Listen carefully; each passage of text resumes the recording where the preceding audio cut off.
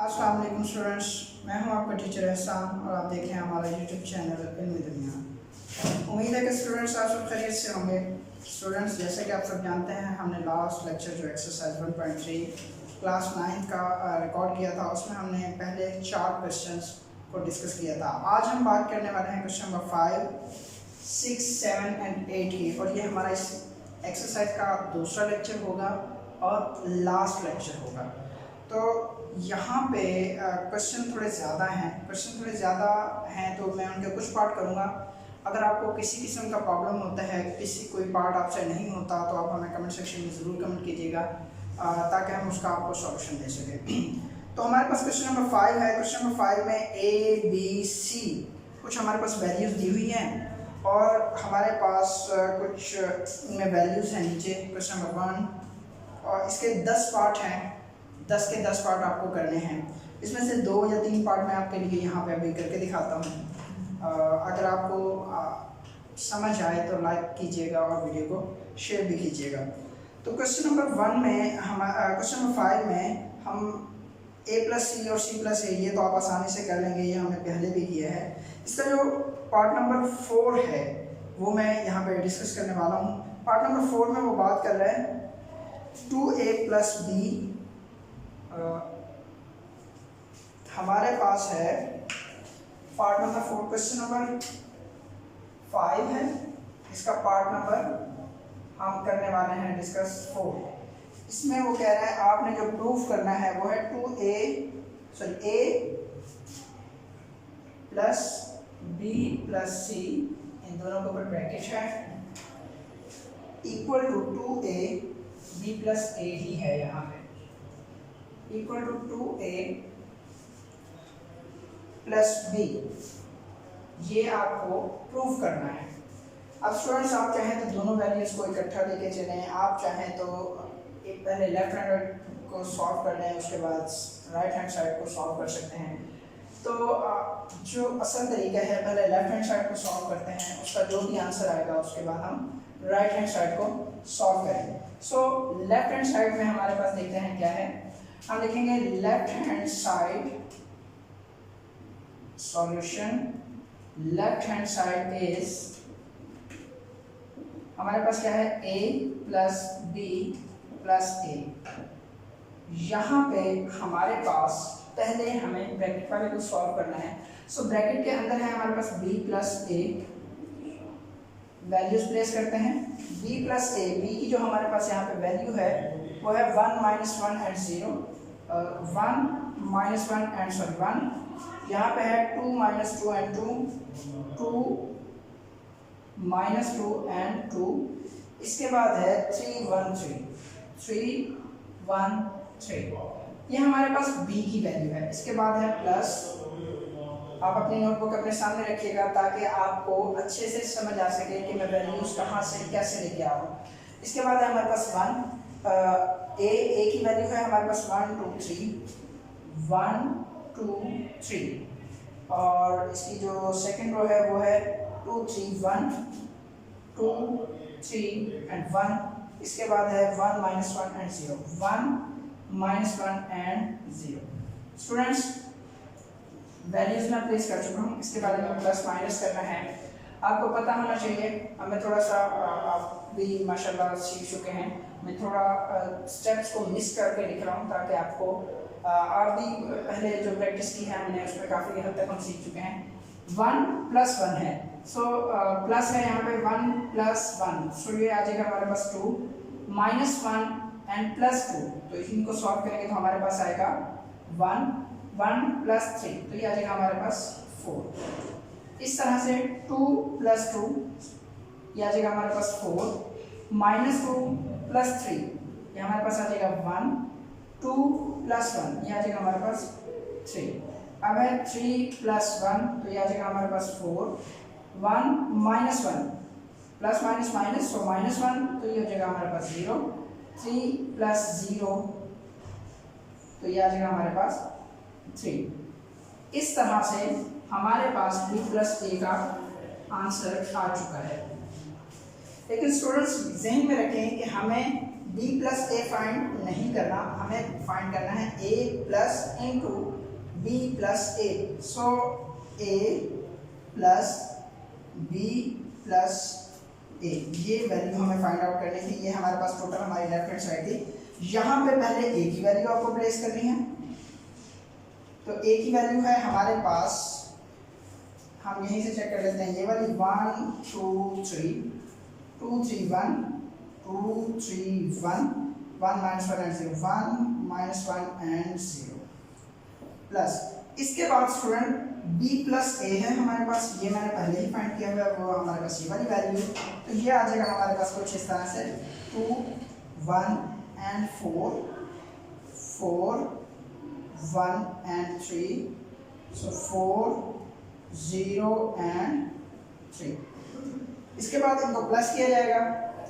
Plus करने से हमारे पास देखते हैं आंसर क्या आएगा। 1 प्लस 2 तो हमारे पास आ जाएगा a plus b plus A, ये हम फाइंड कर रहे हैं। तो हमारे पास 1 प्लस 2 का आंसर आएगा 3, 2 plus 1 3, 3 plus 4 7, 2 plus 4 6, 3 plus 1 4, 1 plus 3 4, 1 plus 4 5, minus 1 and 0, so minus 1, क्योंकि 0 के साथ कोई भी वैल्यू प्लस करें या माइनस करें उससे कोई फर्क नहीं पड़ता। 0 प्लस 3, तो यहाँ पे आ जाएगा हमारे पास 3। स्टूडेंट्स आप देख सकते हैं हमारे पास लेफ्ट हैंड साइड का आंसर आ चुका है। इसके बाद हमें सॉल्व करना है राइट हैंड साइड को। तो मैं यहाँ पे लिख लेता हूँ, राइट हैंड साइड हमारे पास है, right hand side is 2a plus b। इसके बाद हमें क्या करना है, इसमें वैल्यूज प्लेस करनी है 2 एज इट इज। a की जगह पे a की वैल्यू प्लेस करते हैं। a की वैल्यू हमारे पास ये वाली, सो 1 2 3 1 2 3 2 3 1 2 3 1 और 1 माइनस 1 एंड 0। इसके बाद है b की वैल्यू, b की वैल्यू प्लेस करते हैं हम। b की वैल्यू हमारे पास 1 minus 1 1 minus 1 and 1 2 minus 1 2 minus 2 and 2 3 1 3, so 3 1 3। अगर आपके पास नोटबुक होगी और आपके पास आपकी बुक होगी तब जाके आपको आसानी से क्वेश्चन समझ आएंगे, बिकॉज मुझे तो पता है कि मैं वैल्यूज कहाँ से उठा रहा हूँ। अगर आप अपनी बुक से देखेंगे तो आपको भी वैल्यूज मिल जाएंगी। सो आपने क्वेश्चन नंबर 4 में और क्वेश्चन नंबर हमारे पास जो 3 था उसमें हमने बड़े अच्छे से डिस्कस किया था कि इस 2 का हमें क्या करना है।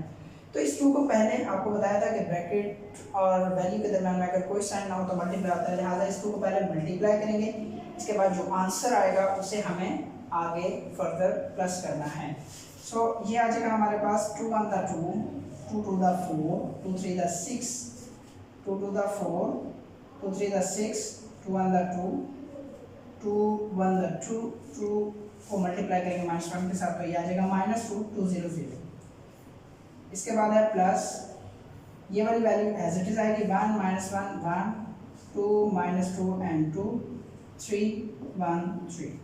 इसके बाद स्टूडेंट जैसे हमने पहले प्लस किए हैं इसी तरह से आसानी से इनको प्लस किया जा सकता है। तो ये हमारे पास आ जाएगा 2 plus 1 3 4 minus 1 3 6 plus 1 7 4 plus 2 6 6 minus 2 4 और 2 plus 2 4 2 plus 3 5 minus 2 plus 1 minus का 1 0 प्लस 3, तो हमारे पास आंसर आ जाएगा 3।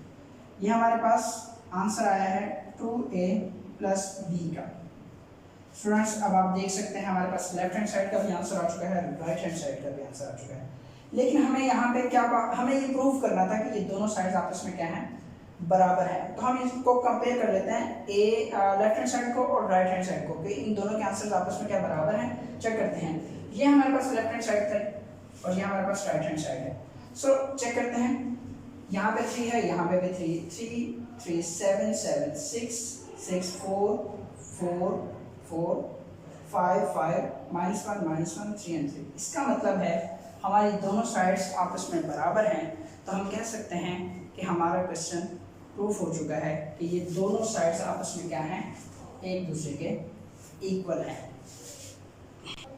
जी तो स्टूडेंट्स, आपने देखा हमने क्वेश्चन नंबर जो 5 है उसका हमने पार्ट नंबर 4 डिस्कस किया था। बाकी सारे क्वेश्चन बिल्कुल इजी हैं, प्लस के क्वेश्चन हैं या फिर माइनस के क्वेश्चन हैं, वो भी आपको खुद ही करने हैं। फिर भी आपको किसी किस्म का प्रॉब्लम होता है तो हमें ज़रूर कमेंट सेक्शन में बताइएगा कि सर यहाँ पे प्रॉब्लम है, ताकि आपका वो प्रॉब्लम या तो आपको उसका आंसर वहीं पे मिल जाएगा या फिर अदरवाइज आपके लिए हम एक नई वीडियो लेके आएंगे। आपकी स्पेशल फरमाइश पे हम एक नई वीडियो में इंशाल्लाह आपके तमाम प्रॉब्लम्स जो हैं उनको रिजॉल्व कर देंगे। अब हम जा रहे हैं क्वेश्चन नंबर 6 की जानिब। और क्वेश्चन नंबर 6 हमारे पास है, वो कह रहा है a equal to 1 -2 3 and 4, b equal to 0 7 -3 and 8। इसका जो पार्ट नंबर 1 है स्टूडेंट्स, वो भी आपकी प्रैक्टिस के लिए है। पार्ट नंबर 1 बिल्कुल आसान सा क्वेश्चन है, 3a - 2b, मतलब 3 a की जगह पे a की वैल्यू प्लेस करेंगे और b की जगह पे आप b की वैल्यू प्लेस करेंगे। उसके बाद उनको जैसे हमने प्लस किया है और वैसे ही हमने माइनस भी करना है। और प्लस माइनस का अगर किसी किस्म का प्रॉब्लम हो तो आप हमारे चैनल पे विज़िट कर सकते हैं। हम आपको स्पेशली प्लस माइनस के हवाले से अगर किसी को प्रॉब्लम है तो वहाँ पे आपको एक स्पेशल लेक्चर मिलेगा जहाँ पे प्लस माइनस का प्रॉब्लम जो भी है वो आपका रिजॉल्व हो सकता है। अब हम बात करने लगे हैं हमारे पास 2a का ट्रांसपोज -3b का ट्रांसपोज। ये क्वेश्चन नंबर 6 का पार्ट नंबर 2 है।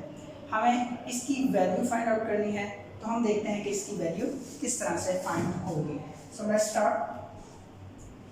देखें, अगर हमारे पास है 2a का ट्रांसपोज -3b का ट्रांसपोज, आपको क्या करना है, 2 एज इट इज a की जगह पे a की वैल्यू प्लेस करनी है। a की वैल्यू है हमारे पास 1 -2 3 and 4, लेकिन यहाँ पे इसका ट्रांसपोज भी है, आप देख सकते हैं a का ट्रांसपोज है। इसके बाद -3 एज इट इज, b की जगह पे b की वैल्यू प्लेस करें। b की वैल्यू है हमारे पास 0 7 -3 and 8 का ट्रांसपोज। स्टूडेंट्स, यहाँ पे एक बात काबिल गौर है, आप इसको पहले मल्टीप्लाई करके भी इसका ट्रांसपोज ले सकते हैं, लेकिन अकॉर्डिंग टू रूल, हमें रूल्स को सीखना है।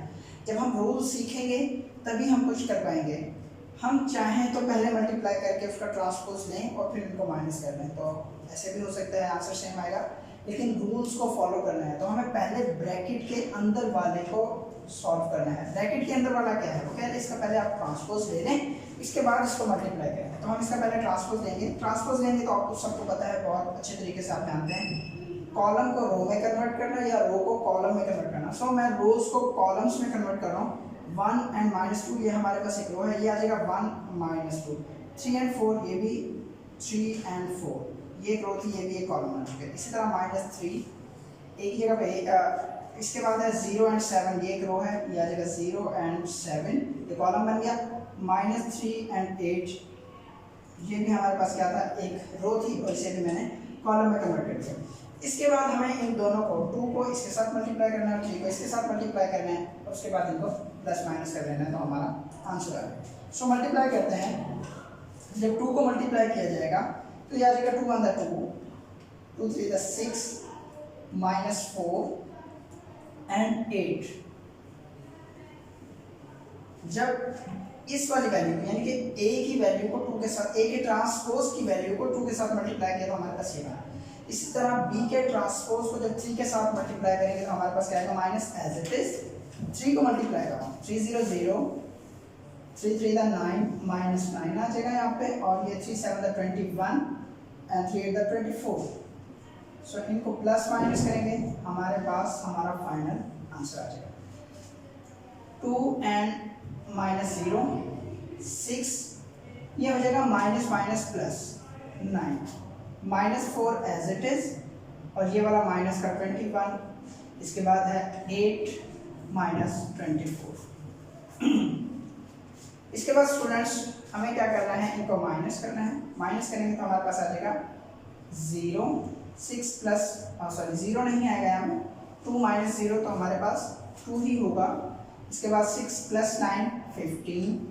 अब प्लस माइनस की अगर वीडियो आपने अच्छे से देखी है तो हमारे पास दोनों वैल्यूज अगर माइनस की हों तो हमें करना क्या होता है प्लस, और साइन हम बड़ी वैल्यू का यूज़ करते हैं, इन दोनों को प्लस करें तो हमारे पास 25 बचता है। लेकिन यहाँ पे साइन जो है वो बड़ी वैल्यू का इस्तेमाल करेंगे, वो है हमारे पास माइनस। इसी तरह हमें यहाँ पे करना है, इन दोनों को जब रिजॉल्व किया जाएगा तो ये हमारे पास आएगा माइनस का 16। तो स्टूडेंट्स ये हमारा फाइनल आंसर होगा, और ये आंसर है 2a का ट्रांसपोज माइनस 3b का ट्रांसपोज का।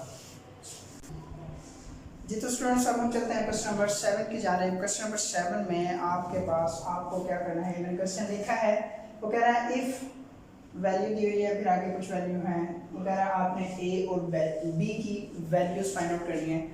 आपने एक्सरसाइज 1.1 का आखिरी क्वेश्चन किया है, उस क्वेश्चन में भी आपको a, b, c और d की वैल्यूज फाइंड आउट करनी थी, और वो इंतहाई आसान तरीके से मैंने आपको बताया था। बिल्कुल सेम उसी तरह से इसे करना है, बस इस क्वेश्चन को थोड़ा सा ये समझने के डेवलप कर दिया गया है। तो इस क्वेश्चन को किस तरह से सॉल्व किया जाएगा आइए देखते हैं। सॉल्यूशन में स्टूडेंट्स आपको करना है, पहले हम अपने क्वेश्चन को पकड़ लेते हैं। हमारे पास ये वाला क्वेश्चन है, यहाँ से लेके यहाँ तक इन वैल्यूज को पकड़ते हैं और देखते हैं किस तरह से सॉल्व होगा। सो हमारे पास है 2 × 2 4 -3 एंड a, इसके बाद है प्लस 3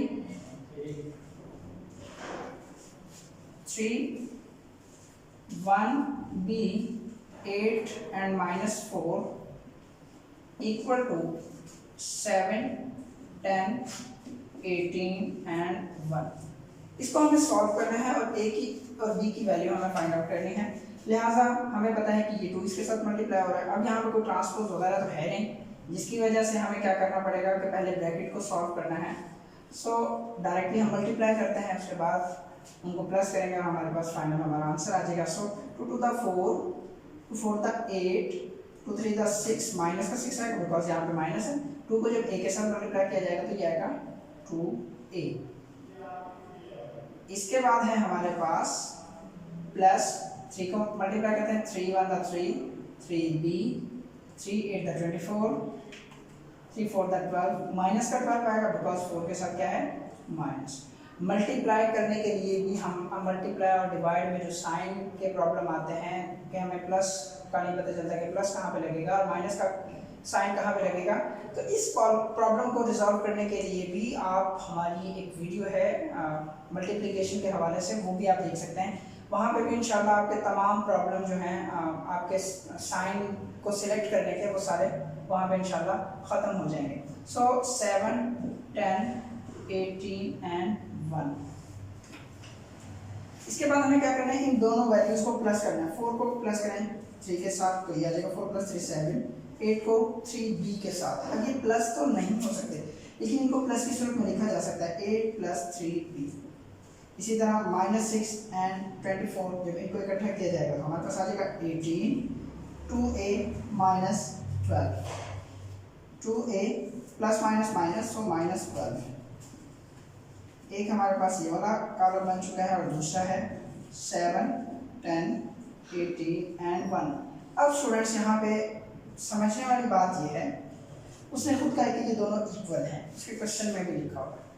इसको तो हमने सॉल्व किया तो हमारे पास ये बना और वो कह रहा है कि ये दोनों आपस में इक्वल हैं। अब इसको अगर हम कंपेयर करें, कंपेयर करने से क्या होगा कि जो सेम वैल्यूज हैं वो हम नहीं लिखते। जैसे 7 को 7 के इक्वल लिखा जाए तो बात एक ही है, 18 को 18 के इक्वल लिखा जाए तो बात एक ही है। लेकिन अब बात करने लगे हम 8 + 3b और 2a - 12 की। 2a + 3b हमारे पास इक्वल टू आ जाएगा 10 और 2a - 12 आ जाएगा हमारे पास 1। मतलब हम आमने सामने वाले को आपस में क्या कर रहे हैं, बराबर रख रहे हैं। सो ये आ जाएगा 8 + 3b = 10। इसके बाद आ जाएगा हमारे पास 2a - 12 = 1।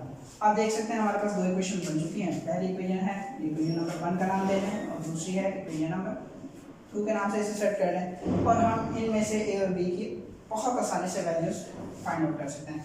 अब मैं लिखने लगा from equation number 1। Equation number 1 में जब सॉल्व किया जाएगा 8 प्लस क्या दूसरी साइड पे जाएगा तो माइनस हो जाएगा। सो 3b = 10 - 8। सो ये आ जाएगा 3b = इन दोनों का आपस में सॉल्व करें तो हमारे पास आ जाएगा 2। ये 3 यहाँ पे मल्टीप्लाई दूसरी साइड पे आएगा तो डिवाइड हो जाएगा। सो b = आ जाएगा 2/2।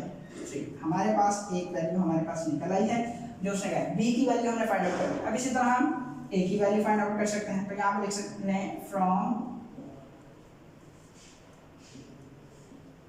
Equation number 2। इक्वेशन नंबर 2 को जब सॉल्व करेंगे माइनस का 12 दूसरी साइड पे जाएगा, प्लस का 12 हो जाएगा, सो ये आ जाएगा 2a equal to 1 plus 12, so 2a equal to 13।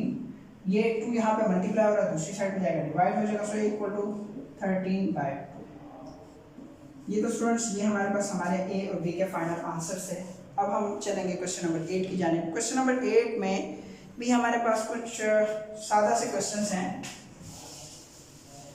Question number 8 को किस तरह से सॉल्व करना है, इसमें कुछ वैल्यूज हैं। पहले क्वेश्चन को ध्यान से समझेंगे तो आप आसानी से क्वेश्चन को सॉल्व कर पाएंगे। क्वेश्चन नंबर 8 में उसने a और b की वैल्यूज दी हैं और पहला उसने सवाल जो हमारे लिए सेट किया है वो कह रहा है a प्लस b का ट्रांसपोज और a का ट्रांसपोज प्लस b का ट्रांसपोज ये आपस में इक्वल है। यहाँ पे मैं क्वेश्चन लिख देता हूँ और आपको इसका तरीका बता देता हूँ, आपने खुद करना है और मेरे साथ लाजमी शेयर करना है। और अगर फिर भी किसी किस्म का प्रॉब्लम होता है तो हमें कमेंट सेक्शन में आप कमेंट जरूर कीजिएगा। क्वेश्चन है जो हमारे पास वो है क्वेश्चन नंबर 8। क्वेश्चन नंबर 8 में वो कह रहा है इसका जो पार्ट नंबर 1 है a प्लस b का होल ट्रांसपोज ये बराबर है किसके, a ट्रांसपोज प्लस b का ट्रांसपोज। स्टूडेंट्स आपने क्या करना है ध्यान से देखिएगा, आपने पहले लेफ्ट हैंड साइड को पकड़ना है। लेफ्ट हैंड साइड में आपके पास है a प्लस बी का ट्रांसपोज। अब मैंने आपको बताया पहले आपको ब्रैकेट के अंदर वाली वैल्यूज को सॉल्व करना है, उसके बाद आपने उसके साथ जो मामला हैं वो करने हैं। जैसे यहाँ पे a प्लस बी, पहले आपको a प्लस बी फाइंड करना है, फिर जो आपका आंसर आएगा a प्लस बी का उसका आपने ट्रांसपोज लेना है और ये आप बहुत अच्छे से समझ चुके हैं। इसके बाद आपका लेफ्ट हैंड साइड का आंसर आ चुका होगा। फिर आपने क्या करना है राइट हैंड साइड को पकड़ लेना है। राइट हैंड साइड में आपने क्या करना है राइट हैंड साइड, इसके भी दो तरीके हैं, आप लिखेंगे a का ट्रांसपोज प्लस b का ट्रांसपोज। सो a की जगह आप लिखें a की वैल्यू और उसका ट्रांसपोज, फिर b की जगह पे b की वैल्यू उसका ट्रांसपोज। इन दोनों वैल्यूज का ट्रांसपोज लें। ट्रांसपोज लेने के बाद आपको क्या करना है इन दोनों को प्लस कर लेना है, सिंपल। तो फिर आप चेक कर लीजिएगा कि आपके दोनों आंसर्स आपस में बराबर हैं। अगर आपके आंसर्स बराबर आते हैं तो आप समझिएगा कि 100% आपने ठीक किया है जी, 100% आप सही होंगे। अगर आपके आंसर्स आपस में बराबर नहीं आते इसका मतलब है आपने अपना क्वेश्चन उसमें कहीं ना कोई गलती की है, लिहाजा आपको वो दोबारा देखना पड़ेगा। इसी तरह आपके पास क्वेश्चन नंबर 2 है और क्वेश्चन नंबर 3। क्वेश्चन नंबर 3 मैं आपके सामने यहाँ पे कर देता हूँ और क्वेश्चन नंबर 4, 5 और 6 बिल्कुल उसी तरह के हैं। क्वेश्चन नंबर 3 जो है क्वेश्चन नंबर 8 का पार्ट नंबर 3 जो है उसके बारे में इंशाल्लाह हम यहाँ पे देख लेते हैं और बिल्कुल इसी तर्ज के दूसरे क्वेश्चन हैं। क्वेश्चन नंबर 8 के पार्ट नंबर 3 में वो बात कर रहा है, इसका जो पार्ट नंबर 3 है वो कह रहा है a प्लस a का ट्रांसपोज। इसका पार्ट नंबर 3 है वो कह रहा है a प्लस a का ट्रांसपोज इज सिमेट्रिक। ये लिखा हुआ है जी, इज सिमेट्रिक। इसका क्या मतलब है ये देख लेते हैं। वो कह रहा है a में a का ट्रांसपोज जमा करें, क्या वो सिमेट्रिक का बनता है इस तरह से। इन दोनों को प्लस करने के बाद जो आंसर आएगा उसको हम चेक कर लेंगे कि वो सिमेट्रिक मैट्रिक्स है। और सिमेट्रिक मैट्रिक्स की अगर डेफिनेशन देखें वो मैं आपको बाद में बताता हूँ, पहले हम a प्लस a का ट्रांसपोज फाइंड कर लेते हैं। सो a की जगह पे a की वैल्यू प्लेस करें, सॉल्यूशन में आपको चेक करना है, सिर्फ आपको बताना है कि ये सिमेट्रिक है। तो a की जगह पे a की वैल्यू प्लेस करें। a की वैल्यू है हमारे पास 1 2 0 1 1 2 0 एंड 1। इसमें आपको ऐड करना है a का ट्रांसपोज। अगर मैं इसी का ट्रांसपोज ले लूँ तो ये आ जाएगा हमारे पास 1 2 1 2 एक रो थी इसे कॉलम में कन्वर्ट कर दिया और 0 1 भी एक रो है इसको भी कॉलम में कन्वर्ट करेंगे तो 0 1। अब वो कह रहे हैं इन दोनों को ऐड करना है। इन दोनों को जब ऐड किया जाएगा तो हमारे पास क्या बनेगा 1 प्लस 1 2 2 प्लस 0 हमारे पास आएगा 2 0 प्लस 2 2 1 प्लस 1 2। हमारे पास ये आंसर आया है a प्लस a का ट्रांसपोज का। स्टूडेंट्स अब बात समझने वाली है। वो कह रहा है ये एक सिमेट्रिक मैट्रिक्स है। इसको कैसे, अब आपको पता है कि सिमेट्रिक मैट्रिक्स क्या होता है। हमने डेफिनेशंस में बहुत अच्छे से पढ़ा था कि एक ऐसा कॉलम जिसका ट्रांसपोज लेने से उस पर कोई फर्क ना पड़े, तो हम कहते हैं कि ये हमारे पास क्या है, सिमेट्रिक मैट्रिक्स है। इस कॉलम का अगर हम ट्रांसपोज लें, देखते हैं इसमें कोई फर्क पड़ता है। सो मैं करने लगा हूँ a प्लस ए टी का ट्रांसपोज इसका ट्रांसपोज लेते हैं। हमारे पास जो कंडीशन है, कंडीशन मैं यहाँ पे आपके लिए लिख देता हूँ। फर्स्ट कर लें जी, उसने कहा है कि a बराबर आ जाए a ट्रांसपोज के। आप लेट करने के लिए अब आपके पास क्या है, a, ये आपके पास क्या है, a। तो इसको चेक करते हैं क्या ये सही है। इसका अगर मैं क्या करूँ ट्रांसपोज, तो देखते हैं ये एक रो थी, इसको कॉलम में कन्वर्ट करते हैं 2 and 2। ये भी एक रो है, इसको भी कॉलम में कन्वर्ट करते हैं। सो 2 and 2।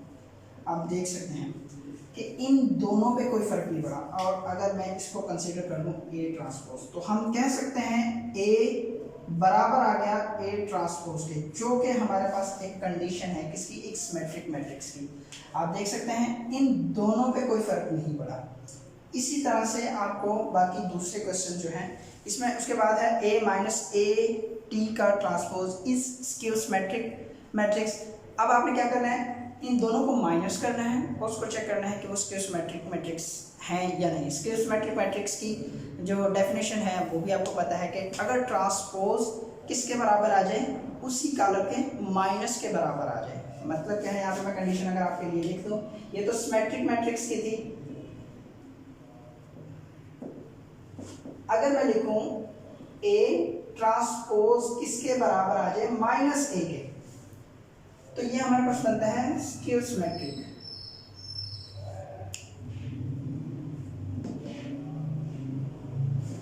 स्टूडेंट्स, ये है हमारे पास जो इसका जो क्वेश्चन नंबर 4 है, और उसके बाद b के साथ ये दोनों क्वेश्चंस आपको सॉल्व करने हैं।